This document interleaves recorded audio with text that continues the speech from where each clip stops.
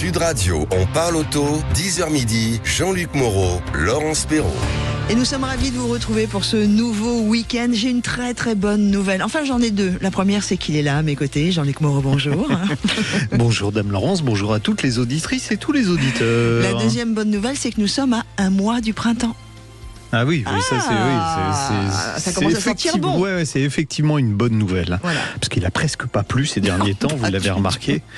D'ailleurs, l'essai de la semaine, ça sera plutôt une barque plutôt qu'une voiture. Non, ça sera une vraie voiture électrique, la Mazda 6e, mais il y a une ombre chinoise derrière. Je vous en dis pas plus. Bon, n'en dites il est pas complètement plus. fou. C'est quoi cette histoire de radar aussi, puisque ce sera notre premier sujet qui va pouvoir je trouve que c'est plutôt une bonne chose. C'est la première fois que je vous dis que je trouve que les radars sont utiles. On va pas l'aimer longtemps cet homme aujourd'hui, je vous le dis moi. En fait, ceux qui vont être flashés à plus de 50 km/h, on en profitera pour croiser, parce que vous savez, aujourd'hui il y a l'informatique, mais on a l'impression que l'État l'utilise pas. Oui, c'est vrai. Voilà. Il suffit de croiser le fichier des cartes grises avec Avec quoi d'ailleurs? Les trucs d'assurance? Oui, non, avec les permis de conduire? Non plus. Avec la feuille d'impôt? Avec mon numéro de sécurité sociale? Non, au moment où vous êtes flashé, il suffit d'aller vérifier sur le fichier des cartes grises si oui ou non la voiture est assurée. Voilà. Après, c'est pas le fichier des cartes grises, c'est le fichier des assurances. Voilà, c'est ça. C'est de croiser le fichier des cartes grises. Il s'est inondé aussi dans la tête de Jean-Luc. Non, alors ce qu'on va faire, c'est comme c'est enregistré, on va couper et puis on va recommencer. Bonjour Laurence. Bonjour l'ami Jean-Luc. Non, c'est croiser le fichier des cartes grises et le fichier des assurances, qui est facile à faire. Ça se fait automatiquement. Donc ceux qui n'ont pas d'assurance et qui sont flashés au-dessus de 50, eh bien on va leur tirer les oreilles. Après, et ça va leur coûter cher d'ailleurs. Pourquoi notre émission est très écoutée? Souvent on nous dit vous n'êtes pas des choses sérieuses mais de façon détendue. On va continuer. Mais ça prouve que c'est en direct au moins. Exactement. Nous allons également parler d'environnement avec les nouvelles bornes de recharge de Ionity. Exactement, les bornes de Ionity qui vont pouvoir délivrer jusqu'à 1 mégawatt. Alors c'est quoi 1 mégawatt? C'est un gros watt. Oui, d'accord. Donc ça va pas aller mieux. C'est 1000 kilowatts. Alors souvenez-vous, Laurence, quand on a commencé à faire de la recharge rapide, on était à 50 kilowatts. Oui, c'est vrai. Et là, on va à 1000 kilowatts. Ça a un petit peu progressé. Ça veut dire quoi? Ça veut dire qu'on va pouvoir faire le plein aussi vite qu'un plein d'essence dans peu de temps avec des voitures adaptées. Mais ça, figurez-vous que les Chinois, malheureusement, vont être les premiers à nous en proposer sur le marché français. Et c'est pour bientôt. Quand vous dites des voitures adaptées, c'est surtout des batteries qui sont adaptées. Des batteries qui sont adaptées. Et ça arrive, puisque je vais en essayer le mois prochain. Donc, c'est quoi vous allez essayer le mois prochain? Une marque qu'on connaît toujours pas, qui s'appelle c'est la marque haut de gamme de BYD qui s'appelle Denza. Et la Denza GT est capable de prendre de la charge aussi rapide que ça, voilà. On a eu d'ailleurs deux nouvelles marques cette semaine tous les deux. Oui, on a eu Genesis qu'on a fait la semaine dernière et Geco. Et Omoda qui arrive plus tard. Oui, voilà. Est-ce qu'il y a d'ailleurs encore de la place pour des nouvelles marques? C'est une question que l'on peut se poser. Le marché du pneu a été malade en 2025. Il est un peu crevé. Ils toussent beaucoup. Ils sont dégonflés. Ouais, c'est exactement ça. Et puis on verra qu'il y a une réorientation. Alors sur les pneus, on va dire budget. Qui représente un quart du marché. Et puis il y a aussi une vraie bascule sur le pneu toute saison, au détriment du pneu été et du pneu hiver, ce qui est effectivement un bon choix, surtout en ce moment si vous voulez à la montagne. D'ailleurs, je crois que les garagistes sont un peu submergés. Les gens se réveillent. Mais ceux qui veulent partir à la neige, là pour le coup, on peut le dire, ils réclament des pneus toute saison ou des pneus hiver, et les garages sont un peu débordés. Et puis nous allons avoir une très belle nouvelle pour tous les amoureux de la voiture, avec une nouvelle plateforme qui va ouvrir en télévision. Alors qui a ouvert parce que j'ai déjà passé ma semaine à regarder des reportages. J'espère qu'ils vont faire appel à vous quand même pour faire des choses. Je vous dirai tout à l'heure ce que j'en pense. Mémocar. Voilà, on aura Mémocar, on aura un des créateurs de Mémocar avec nous. Trop bien. Bref, vous l'avez compris, on a encore un très très beau programme. Vous faites partie. Mais vous avez oublié aussi quelque chose d'essentiel, Laurence. Vous, nos auditeurs. On a entendu partout cette semaine que Stellantis revenait au diesel. Pour le diesel, bien sûr, pour la 308. Est-ce que c'est vrai ou pas? On va en parler. Nous, on va en parler et on vous dira la vérité surtout. Voilà. Et puis surtout, on vous attend. On a évidemment notre super Aude au standard au 0826 300 300. Vincent qui vous accueille dès maintenant. Vous avez envie de réagir tout de suite, vous avez envie de poser une question, vous n'hésitez pas, elle est là pour vous. Vous nous écrivez jeparticipe@sudradio.fr. Je vais ouvrir ma boîte mail Sud Radio également pour vous réceptionner en même temps. Et bien évidemment, sur la page Facebook de Sud Radio, on a El Foufou qui est là, qui dit coucou les loulous. Bonjour à tous, c'est Roland. Brigitte, ne vous inquiétez pas, ils vérifieront bientôt toutes les plaques, puisqu'on va parler d'assurance, et qui est également là. Nathalie est aussi là. Anne, Thierry, enfin vous êtes déjà très nombreux. On adore être avec vous en ce samedi matin. Il y a peut-être un médecin, un neurologue qui a goûté d'ailleurs, qui va avoir me proposer un rendez-vous bientôt. J'étais en train de chercher. Suite au début de l'émission. Oui, on cherche beaucoup. Là, en ce moment, on est en fait, c'est une émission de 2 heures, mais il n'y a que 30 minutes de programme. Bon, alors on y va alors. Sud Radio, on parle auto et de sécurité. Avec Sécuritest, prenez rendez-vous en ligne pour votre contrôle technique dans un de nos 1000 centres sur securitest.fr. Et notre ami Jamel qui vient de dire qu'on a fait un record d'intro sur la longueur. Allez, on va accueillir... Oui, c'est normal puisque on ne sait pas de quoi on parle. On s'est un peu planté. Christophe Dandois est avec nous, cofondateur de la Néo-Assurance Léo Caire. Bonjour Christophe. Bonjour Christophe. Bonjour Laurent, bonjour Jean-Luc. Bon, alors, on a appris cette semaine que les radars allaient aussi verbalisés pour le défaut d'assurance. Vous, quelque part, vous trouvez ça plutôt bien. Déjà, est-ce qu'on sait combien de gens, à peu près, roulent sans assurance en France ? Alors les chiffres sont on parle de 500 à 600 000 véhicules qui roulent tous les jours sans assurance. Wow. C'est important. Oui, on va préciser que c'est nous qui payons. Ceux qui roulent sans assurance, c'est pas anodin pour ceux qui ont des assurances et c'est pas anodin pour eux non plus en cas d'accident. Oui, il y a ce qu'on appelle le FGAO, qui est un fonds de garantie dans lequel tous les assureurs contribuent chaque année. Comme vous l'avez dit Jean-Luc, c'est une contribution de chaque assuré. Et lorsque vous êtes victime d'un accident avec un tiers qui n'est pas assuré, alors vous êtes couvert, vous, assuré par le fonds de FGAO, et le fonds se retourne vers cet automobiliste non assuré et qui peut payer toute sa vie pour couvrir le montant du sinistre qu'il a causé. Bon, on va rappeler quelles sont les sanctions encourues pour conduite d'un véhicule qui est non assuré. Jusqu'à 3 750 €, suspension, retrait du permis et immobilisation potentielle du véhicule. Bon, donc on va dire, c'est ce que j'ai dit en intro, que finalement c'est pas une mauvaise chose que de pouvoir verbaliser ceux qui sont sans assurance. Pourquoi on a mis autant de temps pour croiser le fichier des cartes grises avec celui des assurances ? Rappelez-vous, vous m'avez invité il y a déjà presque 2 ans, le 1er avril 2024. Ah mais ça c'était une blague.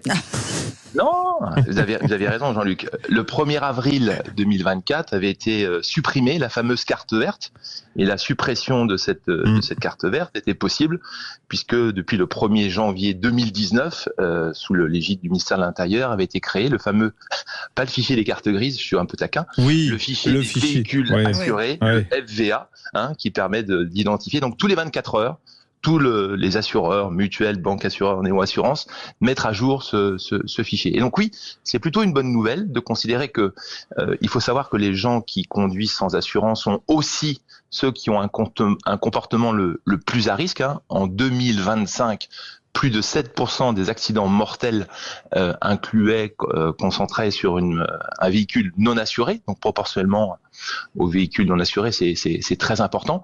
Et donc cette décision qui a été mise en place depuis le 16 février sur les radars automatiques permet en effet, pour tous les grands excès de vitesse, donc au-dessus de 50 km/h, d'interroger et bien sûr l'identité du conducteur, enfin en tout cas du propriétaire du véhicule, ainsi que croiser avec le fichier des véhicules assurés, donc de constater s'il est assuré ou pas. Ce qui fait quand même quelque chose en termes de sanctions, puisque grand excès de vitesse, 3 750 €, non-assurance, 3 750 €, donc ça fait quand même 7 000 €, ce qui forcément est important. Mais oui, vous avez raison Jean-Luc, c'est une bonne nouvelle, puisque comme vous l'avez rappelé, le modèle assurantiel en France est un modèle mutualisé, donc on paye tous finalement tous les ans, et puis il y a une certaine fréquence qui permet de traiter les sinistres, et donc c'est plus de 500 000 véhicules qui roulent sans assurance, eh bien c'est nous qui les payons, nous les citoyens, vos auditeurs assurés. Donc ça va plutôt dans le bon sens.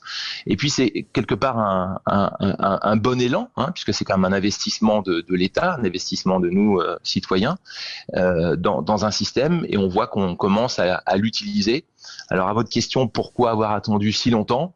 Je crois que j'en ai pas la réponse, mais en tout cas, c'est plutôt voilà. On peut peut-être aussi se dire, on peut peut-être le proposer, non pas en sanction, mais peut-être en pédagogie, et se dire que systématiquement, quand on est finalement flashé et qu'on n'est pas assuré, peut-être qu'une pédagogie serait plus intéressante. Je vais faire une proposition, Christophe. Je sais pas s'il y a des gens qui écoutent.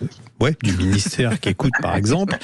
C'est que, alors déjà 50 km/h, bon, ça limite quand même, mais tous ceux qui sont flashés, et je pense qu'à terme, on arrivera à ça, que tous ceux qui sont flashés en excès de vitesse, on vérifie si oui ou non ils sont assurés et on les verbalise automatiquement, mais à chaque fois qu'on passe devant un radar, qu'on soit au-dessus de la vitesse ou pas, il peut enregistrer notre plaque d'immatriculation, il peut vérifier automatiquement, ça se fait très bien, et aujourd'hui avec l'IA, ça se fera encore mieux. Oui, mais je sais pas si en RGPD, tu as le droit. Et d'envoyer aux gens qui ne sont pas assurés une mise en garde. Oui. Voilà. C'est-à-dire on les verbalise pas, mais on leur dit, écoutez, vous êtes, vous circulez avec un véhicule non assuré. Je suis d'accord avec toi, mais ça voudrait dire que les radars vont flasher à chaque fois pour avoir ils flashent pas. Non, mais quand on passe devant, quand on passe devant un radar, systématiquement, votre plaque, elle est lue. Mais qu'est-ce que tu fais en France avec cette histoire de RGPD, Christophe Dandois, vous en pensez quoi? Protection des données. Mais oui, mais tu sais, est-ce que tu as le droit? Enfin, je pose une vraie question pour le coup, je sais pas. Mais protection des données, il n'y a pas de protection des données. Il y a un fichier des assurés, vous n'êtes pas dessus. Bon, on vous envoie un courrier en disant vous n'êtes pas assuré. Non, mais je suis d'accord avec toi. La seule question que je pose, c'est est-ce que l'État aurait le droit de faire ça? Ou est-ce que les radars... Vous voyez ce que je veux dire? Ils ont le droit, puisqu'ils vont verbaliser au-dessus de 50. C'est exactement la même chose. Alors, en effet, de pouvoir. D'ailleurs, c'est public. Vous pouvez inviter vos auditeurs à aller sur le site et interroger d'ailleurs leur plaque d'immatriculation et vérifier s'ils sont assurés. Donc ça, pour le coup, c'est un accès légal RGPD compatible. Ça, c'est le premier point. Le deuxième point, Jean-Luc a raison. De toute façon, il y a cette lecture systématique. Y a-t-il un lien entre le RGPD, l'interrogation par le ministère de l'Intérieur, sans qu'il y ait fraction? Je plaide non-compétence pour répondre à votre question, mais je pense que ce qui est intéressant, c'est que derrière ce côté pédagogique que pour le coup le ministère de l'Intérieur, peut-être avec la sécurité routière, peut mettre en place, mais j'abonde dans ce que propose Jean-Luc, plutôt que de sanctionner, parce que peut-être qu'il faut se rappeler pourquoi malheureusement les gens roulent sans assurance, parce qu'on ne le fait pas non plus que... parce que les assurances sont très chères, déjà. Voilà, et il faut aussi se rappeler que lorsque vous êtes en situation de non-assurance, au moment où vous revenez, entre guillemets, dans le circuit normal, on vous pose la question, depuis combien de temps votre véhicule ou vous-même, vous n'avez pas été assuré. Et donc, quand vous n'avez pas été assuré, il faut être très clair, vous représentez un risque et donc un coût supplémentaire pour la personne concernée. Donc je pense qu'il y a deux choses à faire. Il y a la question de pédagogie que vous soulevez, Jean-Luc, qui me semble totalement plutôt pertinente. Vaut mieux faire de la pédagogie que sanctionner tout de suite. Et puis le deuxième point, c'est peut-être aussi plus un travail entre l'État, les assureurs et puis certainement les entités de prévention, qui est de permettre aux gens de revenir dans le système sans les sanctionner, et peut-être accepter que pendant une certaine période, malgré que vous n'ayez pas été assuré, vous permettre d'avoir un tarif quelque part normal et qui permettrait peut-être à plus de Français de devenir assurés. Tout à fait. Non, c'est plutôt une bonne chose. Venant de la bouche d'un assureur, je trouve ça très fantastique. L'assurance Léocare. Je rappelle que la RGPD, c'est le règlement général de protection des données personnelles et des données en général. Donc c'est pour ça que je posais la question. C'est plutôt une bonne nouvelle tout ça alors. On est bien. Oui, on va dire ça va dans le bon sens pour l'intérêt général. C'est ce que les gens doivent comprendre. C'est pas une verbalisation en plus. Non. Ça va nous éviter nous de payer trop cher nos assurances. Oui, et puis de se retrouver des fois dans des situations tellement injustes. Merci beaucoup Christophe Dandois. Merci Christophe. Et au plaisir de vous retrouver prochainement sur l'antenne de Sud Radio, cofondateur de la Néo Assurance Léocare. Dans quelques instants, on va vous accueillir au 0826 300 300. Normalement, c'est Patrice qui va nous rejoindre. Et juste après, ce sera donc l'essai de la semaine, la Mazda 6e, une Mazda 100% électrique. Sud Radio, on parle auto et de sécurité. Avec Sécuritest, prenez rendez-vous en ligne pour votre contrôle technique dans un de nos 1000 centres sur securitest.fr. Sud Radio, on parle auto, 10h midi, Jean-Luc Moreau, Laurence Perrault. Et nous sommes en direct avec vous ce matin sur Sud Radio. Je vous le propose souvent avec l'ami Jean-Luc. N'hésitez pas, et vous êtes nombreux à le faire et ça nous fait plaisir, nous envoyer également des mails. Vous envoyez votre mail, votre question, votre demande, votre réaction par mail à jeparticipe@sudradio.fr. Vous mettez on parle auto dans l'objet et toutes votre question et vos coordonnées. J'en profite pour faire un petit coucou à Sébastien qui dès 8h37 nous a envoyé le premier mail de la matinée. Donc allez-y, continuez. Alors, on va accueillir Patrice qui nous a envoyé un mail lui aussi. Il y a un petit moment. Enfin accueillir Patrice. Bonjour Patrice. Bonjour Patrice. Oui, bonjour à tous. Parce qu'on devait l'avoir à la fin d'une émission, mais Laurence parle beaucoup, donc ça avait un peu débordé. Et puis la semaine dernière, on a eu... Comment on dit? C'est quoi l'expression? L'hôpital se fout de la charité. Voilà. Et puis la semaine dernière, on a eu du mal. Enfin, ça y est, Patrice. À vous. Comment vous ça écoute. va? Ok, merci bien. Oui, ça va très bien. Donc moi, ma question, c'était que j'avais commencé un comparatif entre les Sandero, GPL et Essence l'an dernier. Bon, j'avais toujours pas fait mon choix, et quand j'ai voulu reprendre mon étude, là, je m'aperçois que c'est plus les moteurs dont vous parlez habituellement, l'Eco G100 côté GPL et le TCE 90 côté essence, mais maintenant on parle d'Eco G120, de TCE 100 ou 110, souvent que c'est Sandero ou Sandero Stepway. Du coup, je me disais, est-ce que ces moteurs, d'habitude chez Dacia, c'est éprouvé, on sait que voilà, ça a été testé longuement sur d'autres voitures chez Renault. Et là, est-ce que ces Eco G120 et TCE 100, 110, ils sont très prouvés, il faut s'en méfier ou pas, sinon, dans ce cas-là, faudrait mieux prendre une Sandero Eco G100 ou TCE 90 d'occasion récente. Voilà. Alors déjà, vous pouvez remercier Dacia parce que ils vont vous faciliter le choix. Parce qu'avant, vous hésitiez entre la version GPL à 100 chevaux et la version essence à 90 chevaux. Aujourd'hui, il n'y a pas à hésiter 2 secondes. La version GPL en 120 chevaux, elle coche toutes les cases. Franchement, alors sur la fiabilité du moteur, sont des bases qui sont déjà éprouvées. C'est pas un moteur 100% nouveau, même si il y a pas mal de technologies nouvelles dessus, mais ils l'ont fait progresser. Et franchement, alors déjà en agrément, moi j'ai roulé avec il y a pas longtemps. En agrément, c'est vraiment très bien. Bon, en conso au GPL, j'ai trouvé que ça consommait un. Vous voulez une Sandero, c'est ça? Oui, c'est ça. Oui. Ouais, sur la Sandero, on est à 9 litres de GPL. Vous allez me dire, oh là là. Ouais, mais bon, le GPL, c'est un peu moins d'1 euro. Donc ça va, c'est plus économique que de rouler à l'essence. Et à l'essence, on est à une conso, en fonction du trajet que vous faites, entre 6 litres et 6 litres et demi. C'est très raisonnable aussi. Bon, c'est un moteur qui a du couple, qui marche bien, qui est plus silencieux que l'ancien. Maintenant, vous avez un grand réservoir de GPL, parce que c'était un peu le problème avant, qui fait 50 litres. Donc avec 50 litres, même si la consommation est un peu plus importante, bah, ça vous permet d'aller loin. Vous avez une taille de coffre qui est identique à celle des versions essence, à un détail près, c'est que là, quand vous soulevez le plancher du coffre, vous n'avez plus de possibilité de roue de secours, parce que sinon la voiture n'est pas livrée d'origine avec une roue de secours, il faut prendre l'option roue de secours, mais là vous ne pouvez pas en mettre puisqu'il y a le réservoir de GPL. Et il y a surtout un gros avantage, c'est que désormais, cette version GPL, elle est compatible avec une boîte automatique à 6 rapports, boîte EDC, donc double embrayage. Et franchement, en termes d'agrément, c'est vraiment archi top. En plus, le GPL vous permet d'avoir un malus qui baisse puisque les émissions de CO2 sont en baisse. Je crois que sur la Sandero, c'est aux alentours de 230 €, donc c'est très raisonnable. Donc ça coche absolument toutes les cases, ça n'a que des avantages. Là où vous hésitiez avant, il n'y a plus à hésiter maintenant. La Sandero avec cette motorisation-là, c'est sans doute, je vais le dire, la voiture avec le meilleur rapport prix performance du marché aujourd'hui en France. Voilà. Ben, c'est pas un hasard si la Sandero est la voiture la plus vendue aux particuliers en France et en Europe. Hein. Donc quand on doit choisir un véhicule, qu'on n'a pas un budget limité et que pareil en matière de carburant, on fait attention aussi à son budget consommation, c'est vraiment une super auto.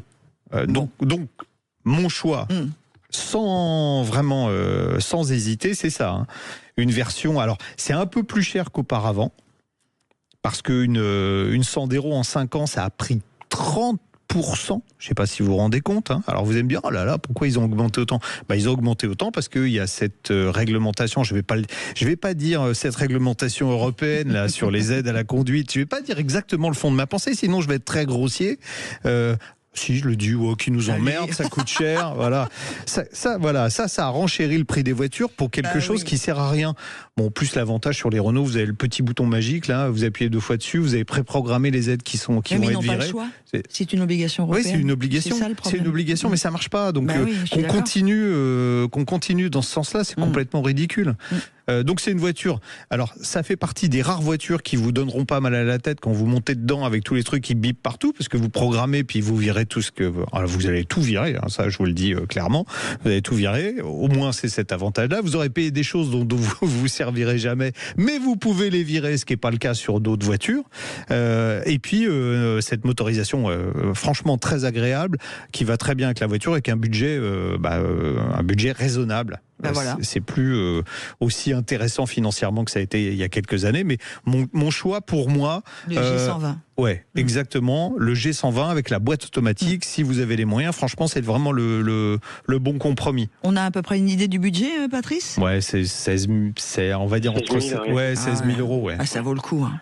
Oh, aujourd'hui, ce moteur, il a été éprouvé chez Renault auparavant, le Eco G120. Oui, c'est une base. Mais vous savez, en fait, ce 3 cylindres, il y a déjà un moment qu'il est dans les tuyaux. Là, il a une cylindrée qui est différente, mais jusqu'à présent, il a pas fait parler de lui.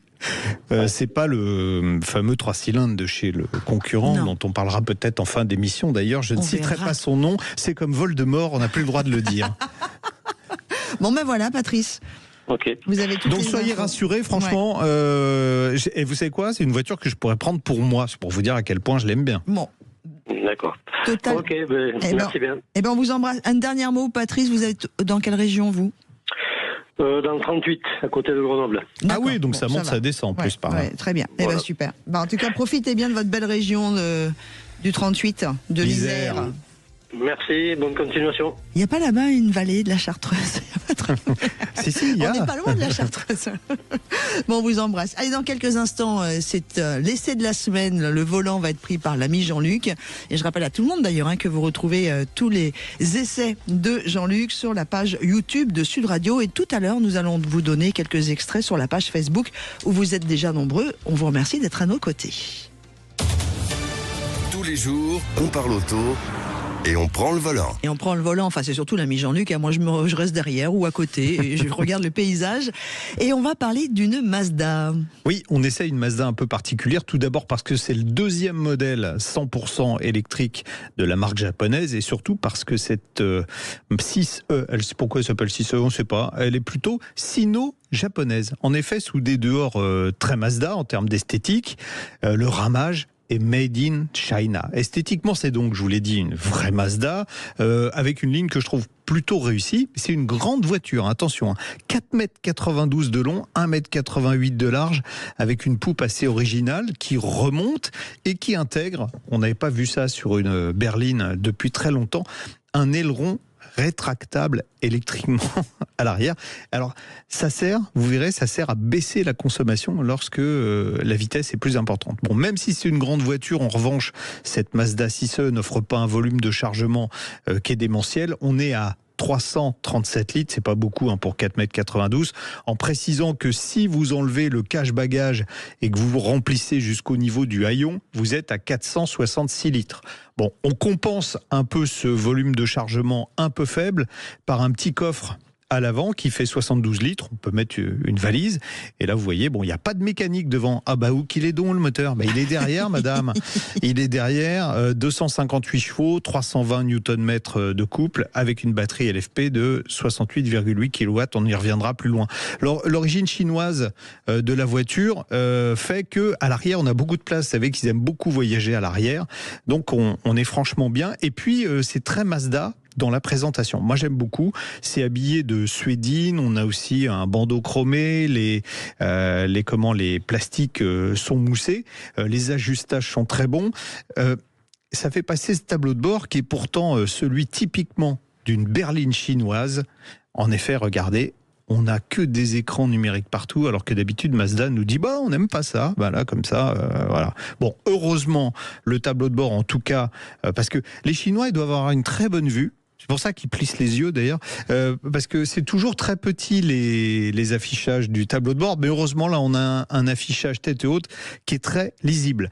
Bon, ça se corse un peu avec l'écran central qui regroupe l'essentiel des fonctions, à commencer par la climatisation. C'est beaucoup moins pratique que des boutons classiques. Vous êtes obligé de passer par des menus, des sous-menus. Par exemple, pour accéder à la désactivation des aides à la conduite, il faut 5 bonnes minutes pour tout désactiver. C'est juste un enfer. Et en plus, ça se remet en route tout seul, comme on le verra plus loin. La sellerie est à réglage électrique. Elle est particulièrement douce au toucher. Elle est surtout très confortable. Mais l'ombre chinoise est un peu plus présente lorsqu'on prend le volant. On va attendre parce que je suis encore, vous voyez, ça prend tellement de temps dans la vidéo pour désactiver les aides à la conduite que je suis largué au niveau du check, j'ai un peu trop d'avance. On voit la sellerie, mon Dieu, c'est doux, on dirait un nounours en peluche. Je suis un peu moins fan de la sellerie. Ouais, comme je vous disais, l'ombre chinoise, elle est plus présente au volant. Bon. On sent bien que ce ne sont pas les ingénieurs japonais qui ont mis au point les trains roulants sur route avec pas mal de trous et de bosses. Les réactions sont un peu sèches, sans toutefois que la voiture soit inconfortable. Si on force un peu le rythme, la mécanique est tout à fait capable de vous propulser à des vitesses qui sont totalement illégales. 0 à 100 couvert en 7 secondes 2. Mais en revanche, la voiture pèse quand même plus de 2 tonnes et ça se sent en virage. On est un peu embarqué. La direction manque aussi singulièrement de précision. On a du sous-virage. Bon, vous me direz, c'est de la sécurité, le sous-virage. Bref, on n'est pas du tout dans le cas de figure des Mazda qui ont toujours été parmi les références en matière de comportement routier. Bon, je ne sais pas pourquoi, mais les ADAS se remettent en route toutes seules, comme je vous l'ai dit tout à l'heure, en particulier le maintien dans la file. Et pour le désactiver, il faut passer par des menus, des sous-menus, donc quitter la route des yeux. C'est hyper dangereux. On nous dit c'est de la sécurité, mon œil. Pour moi, d'ailleurs, ce véhicule-là, c'est tellement pénible que c'est éliminatoire. Voilà. Bon, je n'achèterai pas cette voiture-là à cause de ça. Bon, ça à 130 km/h, la voiture est plutôt confortable, elle est silencieuse. En plus, la consommation est très mesurée, à 130, 20,9 kWh au 100, c'est vraiment bien. Ça voudrait dire qu'on peut faire 300 km sur autoroute. Je suis d'ailleurs surpris par la consommation qui est assez basse. En ayant fait de l'autoroute, de la ville, de la départementale, de la nationale, ma moyenne était de 17,8 kWh en 100. C'est très bien. Ça veut dire que même si on n'arrive pas à parcourir les 470 km revendiqués par le constructeur, on peut tabler en vrai cycle mixte sur 400 km de rayon d'action. J'ai même fait une vingtaine de kilomètres en chassant le gaspille et je suis arrivé à 11,5 kWh au 100. C'est mieux que les petites citadines, c'est vraiment bien. Bon, c'est un paradoxe. Il y a 2 batteries qui sont proposées sur cette voiture et la petite batterie qui a une chimie différente, qui est une batterie LFP de 68,8 kWh, charge plus vite en courant continu que la grosse batterie qui est proposée sur cette Mazda 6e. Pourquoi ? Parce que cette batterie LFP, elle accepte des contraintes thermiques plus élevées. On en parlera bientôt quand on va parler de la techno des batteries. On a donc une vitesse de charge maxi qui monte à 165 kW. Ça signifie qu'il faut 28 minutes pour faire une charge 80%. Pour le reste, en courant alternatif, donc chez vous, chez mamie, au travail, on a un chargeur suffisamment puissant puisqu'il fait 11 kW en triphasé. En fait, c'est assez difficile d'avoir un avis tranché sur cette Mazda 6e. Avec cette batterie de 68,8 kWh, l'autonomie est satisfaisante, la vitesse de charge est assez importante, et puis personnellement, je la trouve à la fois plutôt belle, avec une présentation de l'habitacle agréable. En plus, il y a 0 option à rajouter. Le problème, c'est peut-être le côté trop chinois de la voiture sur certains aspects, en particulier ce qu'on appelle l'interface homme-machine avec ces fameux écrans qui regroupent un maximum de fonctions dont certaines sont franchement pénibles. Je vous redis les aides à la conduite, c'est pour vous dire à quel point ça m'a traumatisé même. C'est presque dommage parce que sa fabrication en Chine lui permet d'afficher un tarif canon. Sur cette version Takuma Plus, pas d'option, on est à 44 900 €. Je ne vais pas dire que c'est sans concurrence. Et pourquoi ? Parce que Tesla vient encore de baisser le prix de la Tesla 3, qui est alors moins bien finie que cette voiture. Ouais. Bon, après, l'esthétique, chacun juge, qui consomme un peu moins, qui est plus performante et qui est encore moins chère. Bon. Voilà. On a bien compris. Alors, il y a Thierry sur la page Facebook de Sud Radio qui dit, tiens, une belle boîte à chaussures de plus. Renault, va falloir augmenter la taille des places de parking, puisqu'elle fait 4 mètres. Ouais, alors ça, mais les Chinois n'ont pas ce problème-là. Donc, Thierry qui réagit à votre, pour moi, c'est rédhibitoire. Allez, hop, à oublier, sur la page Facebook. Guillaume, une galère surtout dans les souterrains. Mais hormis ceux qui ont des voitures très récentes, là, qui ont fait l'expérience des aides à la conduite intrusive. Hormis ceux-là qui, à chaque fois que j'en parle, doivent dire, il a raison, franchement, il faut arrêter ça. Ouais. tous les autres. Vous n'imaginez pas ce que ça peut être. C'est-à-dire que vous avez, sur certains modèles, vous avez un bip toutes les 20 ou 30 secondes. Et on ne sait jamais à quoi ça correspond, parce qu'il y en a tellement, ça bip dans tous les sens, qu'on ne sait pas ce que c'est. Et en plus, quand vous cherchez ce que c'est, vous avez l'autre bip de l'attention du conducteur qui va se mettre en route, on a envie de s'arrêter, de mettre le feu à la voiture. Moi, c'est la réaction que j'ai. Ouais, alors moi, ce que j'aime pas du tout dans ces nouvelles voitures, c'est les poignées. Les poignées qui sortent, qui font mal aux mains en plus. Je trouve que c'est vraiment pas du tout agréable. Ça, le sort des poignées a été scellé par les Chinois, puis ça va être interdit en Chine, donc ça sera interdit partout ailleurs. Sauf que celles qui sont en ce moment sur le marché ont des poignées. Et il y a Roland, pour conclure, qui dit « Mamie n'a pas forcément le triphasé ». Et il a raison, Roland. C'est vrai. Continuez de réagir sur la page Facebook de Sud Radio, et puis vous le savez. Mais en monophasé, ça charge à 7 kW, c'est déjà pas mal. Et vous retrouvez la vidéo complète de l'essai de cette Mazda 6e sur la page YouTube de Sud Radio. Allez, à suivre. Eh bien, tiens, on va continuer dans l'électrique et on va vous parler d'une nouvelle borne de recharge. On vous dit rien pour l'instant, mais alors ça va très très vite maintenant.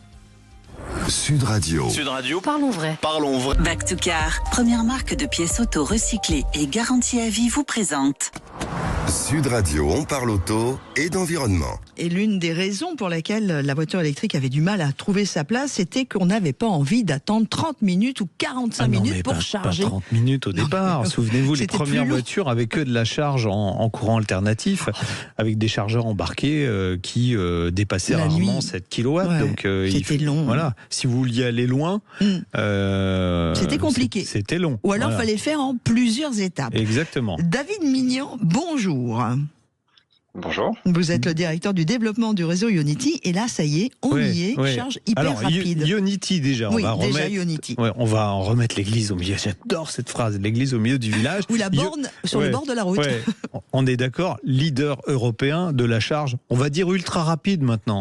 On va rappeler que la charge rapide au début, ça chargeait à des vitesses qu'on considère comme lentes aujourd'hui. C'est ça, David ? Oui, ce qu'on appelait charge rapide tout au début, effectivement, on parlait de 50 kW, donc maintenant c'est largement dépassé. Donc nous, Ionity, on a commencé en 2017 et on a installé nos premières bornes en 2018 qui étaient déjà à 350 kW. Ouais.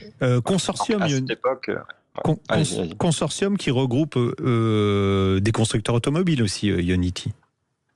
Oui, tout à fait. Oui, c'est donc Mercedes, BMW, Ford, Hyundai, Kia, Volkswagen, voilà, y compris Audi et Porsche. Tiens, je vous pose la question que j'avais déjà posée, à laquelle pourquoi les constructeurs français n'ont jamais voulu participer à Ionity ? C'est une bonne question. On leur posera, quand on aura les responsables, on leur posera la question. Donc, alors aujourd'hui, on voit que la charge rapide, comment on l'appelle d'ailleurs ? Parce qu'on disait charge rapide, après on a dit charge ultra rapide. Là, c'est de la charge méga rapide, comment on dit ? Oui, alors le chargeur s'appelle mégawatt chargeur, donc effectivement c'est un terme qui commence à se répandre. Mais on est toujours sur la charge ultra rapide. Ça veut dire quoi concrètement pour ceux qui nous écoutent ? Une armoire électrique qui est capable de délivrer jusqu'à 1 mégawatt. Alors 1 mégawatt en équivalent sèche-cheveux, ça fait combien ? Parce que non, il y a plein de gens qui nous écoutent, 1 mégawatt pour eux. Jamel, notre réalisateur, il n'en a pas besoin. Ouais. Et ça fait beaucoup de sèche-cheveux. Après, on a une armoire, donc pour repréciser un petit peu au niveau de la technique, on a une armoire effectivement de 1000 kW, donc 1 mégawatt. Chaque point de charge, donc elle va piloter 6 à 8 points de charge. Chaque point de charge va pouvoir délivrer à un véhicule 600 kW. Alors 600 kW, on peut peut-être le remettre plutôt en temps de recharge, je pense plus utile. On va récupérer environ 300 km en 8 minutes. Donc effectivement, par rapport aux bornes actuelles, on divise le temps de recharge par 2. Ce qui change considérablement la vie des utilisateurs. Ouais, alors en sèche-cheveux, ça fait 1000 sèche-cheveux, parce que voilà. Oui, parce que c'est grosso modo 1000 watts un sèche-cheveux qui fonctionne plein pot. On parle d'un sèche-cheveux qui pédale. Là, par contre, pour nos voitures en mégawatts et en méga charge, ça veut dire qu'on a une voiture qui a la batterie qui peut le supporter. Oui. C'est-à-dire que les premières voitures, nous non. Il y a aujourd'hui pas encore sur le marché, on est d'accord, David, de véhicules capables de prendre 600 kW de puissance de charge. Tout à fait. Aujourd'hui, il y a des annonces qui vont dans ce sens, dans le sens d'une augmentation de la puissance, Mais aujourd'hui, il n'y a pas de véhicule qui permet d'accepter ces puissances. Pourquoi on installe ces puissances? Peut-être pour resituer, effectivement, on a installé nos premières bornes 350 kW en 2018. À cette époque, aucun véhicule ne pouvait accepter ces puissances. Un petit peu moins de 10 ans après, on a beaucoup de véhicules qui commencent à atteindre ces puissances et on est en passe de le dépasser. Il était naturel pour nous de passer le cap technologique et d'être prêt à accepter les voitures de future génération qui, grâce à la plateforme 800 volts, peuvent accepter ce genre de puissance. J'ai une question pour l'ami Jean-Luc, parce que c'est un spécialiste des batteries. Il fait pas que dans la voiture, hein, il fait aussi dans le manganèse, machin. Parce que toi qui t'y connais bien en batterie, on a différents types de batteries. Différentes chimies, oui. Différentes chimies. Et donc, quelle est la chimie qui ira vers ce type de gros... Alors, on aurait pu penser il y a un certain temps que les batteries NMC, nickel, manganèse, cobalt, qui sont celles qui sont les plus efficientes, mais qui peuvent pas charger très rapidement parce qu'elles ne supportent pas l'échauffement, auraient été les batteries les plus performantes. Or, aujourd'hui, c'est plutôt la chimie lithium fer phosphate, ce qu'on appelle le LFP, qui permettra d'atteindre des vitesses de charge énormes. Pourquoi? Parce que ces batteries, je vais pas dire elles sont insensibles à la chaleur, mais elles sont moins sensibles. Or, quand vous chargez vite, ça crée de l'échauffement. Et en plus, jusqu'à présent, quand on faisait de la charge ultra rapide, on avait tendance à dégrader un peu les batteries qui duraient moins longtemps. Avec cette nouvelle génération de batterie. Attention, hein, c'est pas un truc qui va arriver dans 5 ans. Je vous ai dit, on essaye une voiture le mois prochain avec une batterie qui pourra prendre du 600 kW. Non, mais on est donc ça y est, ça arrive. De toute façon, ça va très vite. Là, avec cette chimie-là, alors c'est les Chinois. C'est les Chinois. De toute façon, ils nous battent là-dessus. Hein. C'est même pas qu'ils nous battent, c'est que ils ont tellement d'avance. On a 2 ou 3 trains de retard par rapport à eux. On dit 20 ans. On a 20 ans de retard par rapport à eux. Donc les voitures qui seront capables de prendre les fameux 600 kW des bornes Ionity, ça y est, il va y en avoir. Alors au départ quelques-unes sur le réseau, mais c'est pas de la science-fiction. D'ailleurs, vous avez installé combien de bornes alors maintenant méga méga rapide, on va dire ça, rapide. David Mignon, directeur du développement de Ionity. Donc des bornes 600 kW, on vient d'ouvrir 6 bornes sur l'aire de Sorgues, sur la 7, et on a également 6 qui sont installées sur l'aire de Maison-Dieu. Ah, mais c'est où Maison-Dieu? Comment? C'est où Maison-Dieu? Maison-Dieu, c'est entre Paris et Beaune. Ok, d'accord. Du côté de la Bourgogne. Okay. Il y a combien de bornes, alors là, ultra rapide en France pour le moment et en Europe aussi? Alors en France, on a, pour Ionity, on en a un peu plus de 1200. Et en Europe, alors c'est aussi un milestone complémentaire pour nous, on vient d'atteindre, avec cette borne 600 kW, on vient d'atteindre 6000 points de charge en Europe. Donc on couvre 24 pays européens, donc focalisé sur la longue distance, favoriser les trajets longue distance en Europe. On parle, David Mignon, des véhicules particuliers. Quid pour ces bornes-là sur les camions, tout ce qui est en train d'arriver aussi en électrification lourde? Alors sur les camions, c'est quelque chose qui se développe également un petit peu plus lentement. On a donc de nombreux camions peuvent aujourd'hui recharger sur ce type de borne. Donc on les mêmes prises. Donc on a sur nos stations parfois des camions qui peuvent se recharger. Techniquement c'est faisable. Il y a également une nouvelle norme qui se développe différente avec un nouveau connecteur pour les camions pour leur permettre d'atteindre des plus hautes puissances. Et le prix? Alors, avant de parler du prix, je voudrais on parle de 600 kW de puissance maximale qui peut être délivrée par l'armoire électrique, mais là, c'est quand il y a une voiture qui est en charge. Si on en met plusieurs en parallèle, comment vous répartissez la puissance entre les véhicules qui vont charger ? Donc là, c'est le système qui va effectivement se permettre de distribuer, de manière intelligente la puissance disponible entre les différents véhicules connectés. Ce qui va nous permettre de prioriser en fonction de la demande du véhicule, donc de la puissance qu'il peut atteindre, de son état de recharge et de tout un tas de paramètres tels que la température de la batterie, qui vont influencer la demande du véhicule. Et on va pouvoir distribuer ainsi la puissance. Par exemple, tous les utilisateurs de véhicules électriques ont maintenant l'habitude de voir la puissance de charge diminuer en fin de session. Donc la puissance requise par le véhicule diminue, ce qui nous permet de libérer cette puissance et de la redistribuer aux autres véhicules qui seraient connectés sur les bornes voisines. C'est-à-dire la borne dialogue avec le véhicule et lui donne la puissance maximale qu'il peut accepter à un instant T et réserve ce qui lui reste en puissance pour d'autres véhicules qui vont être connectés aussi. Et alors le prix du coup ? Et le prix au kilowattheure, c'est ça. parce qu'il y a différents abonnements évidemment chez Ionity, mais le standard pour quelqu'un qui n'a pas un abonnement spécifique, ça coûte combien? Est-ce que c'est plus cher sur ces bornes méga rapides que sur les bornes ultra rapides? Non, ce sera le même prix, donc avec les abonnements actuels, vous aurez accès à ces bornes au même prix.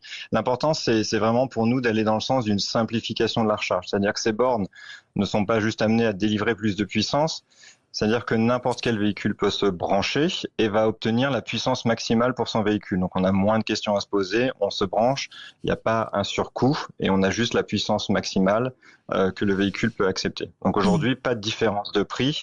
Voilà, donc on est, quand on a l'abonnement Ionity, à 0,33 € du kilowattheure. Mais là, on est Et quand on n'a pas d'abonnement, voilà.